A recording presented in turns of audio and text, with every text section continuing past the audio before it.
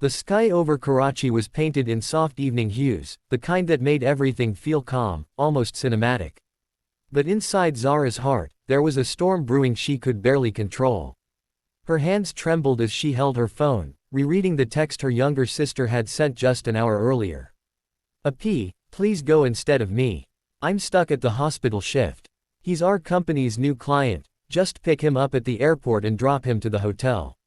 His name is Mr. Raymond Carter. Don't mess this up. Zara had sighed then, exhausted from her own day at the bookstore where she worked part-time. But how could she say no to Aisha? Her sister had always been the ambitious one, building a small events and travel coordination business from scratch. Zara, on the other hand, had dreams that never took off. Once a literature student, now barely managing rent after their parents passed away years ago. Little did she know that saying yes that evening would change her life forever. Sparkles, if you believe in kindness, destiny, and second chances, please don't forget to like, comment, share, and subscribe to our channel. Your support keeps these true life-inspired stories alive. Sparkles. The airport was alive with its usual rhythm, trolleys rolling, announcements echoing, faces filled with anticipation and fatigue. Zara stood at the arrival gate, nervously clutching a small cardboard sign with the name, Mr. Raymond Carter, neatly written in blue marker. She had borrowed one of Aisha's formal blazers, though it was slightly loose around the shoulders, and her hair was tied in a simple ponytail. She looked professional enough, or so she hoped. When the crowd began to spill out from the international arrivals section, she scanned the faces, businessmen, families, tourists. Then her eyes landed on a tall, impeccably dressed man in his late 30s, maybe 38 or 39, with striking gray-blue eyes that seemed both sharp and weary at once. His tailored black suit and expensive luggage spoke of quiet authority. But his expression, a mix of tiredness and detachment, told another story. Zara lifted the sign slightly, and he noticed. Walking toward her, he gave a faint smile. "Ms. Khan, I presume?" he asked in a deep, calm voice. Caught off guard, she nodded quickly. Yes, Mr. Carter. Welcome to Karachi. I'll take you to your hotel." It was only as they reached the car that she realized, he hadn't mentioned Aisha or the company name. But she brushed it off. Maybe her sister had handled that detail earlier. The drive was quiet at first. Zara kept her eyes on the road, but curiosity kept stealing glances toward him. There was something about the way he stared out of the window, as if every passing light reminded him of something far away, maybe someone he had lost. She wanted to ask, but it wasn't her place. "Is this your job?" he finally asked, breaking the silence. "Not exactly," she replied softly. "I'm just helping out my sister today. She runs a travel and event coordination company." He nodded thoughtfully. "So, what do you do?" Zara hesitated. "I work at a bookstore." That made him turn his head slightly, a hint of surprise in his eyes. "A bookstore? Not something you hear often these days." She smiled faintly. "Books don't talk back. They just understand." Something shifted in his expression. For the first time, he seemed genuinely interested. But before the conversation could go deeper, they arrived at the hotel. She helped him with his luggage, handed him a small envelope Aisha had left for him, and was about to leave when he said quietly, "Thank you, Miss Zara." Was it? She froze. "How did you?" He smiled faintly. "You signed your name on the driver's slip." Her heart skipped a beat. She nodded quickly, feeling embarrassed, and left before he could say more. That night, as Zara sat by her window, she couldn't stop thinking about him. There was something unusual in the way he looked at the world, like a man who had everything, yet carried an invisible weight. She brushed the thought away and reminded herself, he was just another client. But destiny had other plans. The next morning, Aisha called in a panic. "Zara, I messed up. The real client, Mr. Raymond Carter, just called. He landed today. The man you picked up yesterday wasn't him." Zara's heart nearly stopped. "What? Then who was he?" "I don't know," Aisha cried. "But whoever he was, you just picked up a stranger from the airport." Zara felt her knees weaken. She remembered his calm demeanor, his confident tone, and his quiet sadness. Whoever that man was, he didn't seem like a criminal, he seemed lost.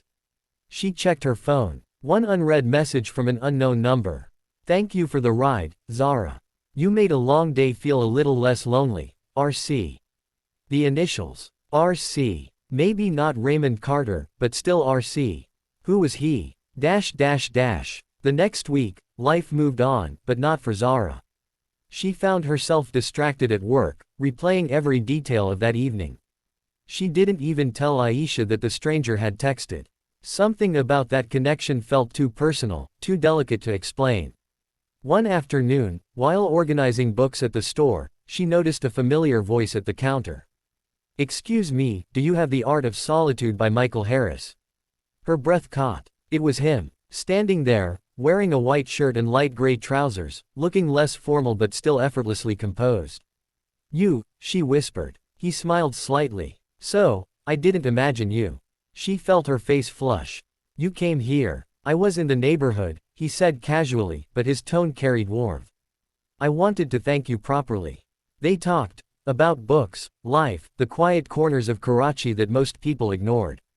She learned that his name was Ryan Cole, a British entrepreneur visiting Pakistan to oversee a project involving education and libraries. His wife had passed away 2 years earlier, and he had been living in silence ever since. "I came here to rebuild something," he said one evening as they walked along Clifton Beach. "Not just buildings. Maybe myself too." And somehow, Zara understood him. Because she too had been rebuilding, piece by piece, after losing her parents, after losing the version of herself that once dreamed without fear. Days turned into weeks. What began as a coincidence grew into friendship, then something quieter, deeper, unspoken yet undeniable. He started visiting the bookstore often, sometimes buying books he didn't even need, just to spend time with her. She tried to convince herself it was nothing. But every time their eyes met, she knew it was everything. One evening, just as the winter breeze began to settle in, Ryan invited her to a private event, a small charity gala at a newly opened library his company had funded. She hesitated at first, but his gentle insistence broke her resistance. She wore a simple navy dress, her hair flowing freely, and for once, she felt seen. When she arrived, though, she froze at the entrance. There was Aisha, standing with a group of business delegates, smiling and shaking hands. And beside her stood Ryan, introducing himself formally as Mr. Ryan Cole, CEO of Cole Industries. It hit Zara like a wave. She was never supposed to meet him. It had all been a mistake. A twist of fate that now made her feel small and foolish. Their eyes met across the room, and he immediately noticed the pain in hers. He excused himself and walked toward her, his expression unreadable. "You knew," she whispered. "All this time, you knew I wasn't the one who was supposed to pick you up." He nodded slowly. "I did. But I didn't care." Tears welled in her eyes. "Why didn't you say anything?" "Because for the first time in years," he said softly, "someone saw me as a person, not as a name or a company. I didn't want that to end." Her heart ached with confusion and longing. "But you're a CEO. And I'm just." "Zara," he interrupted gently, "don't say that. You're the reason I remembered what life feels like." The words silenced her. For a moment, the crowd around them disappeared. There was only the sound of music, the soft hum of lights, and two souls realizing they had found each other through the most impossible accident. Their story wasn't an easy one. Society whispered. Aisha felt betrayed at first, thinking Zara had crossed a line. Zara herself struggled with guilt, unsure if she deserved the happiness unfolding before her.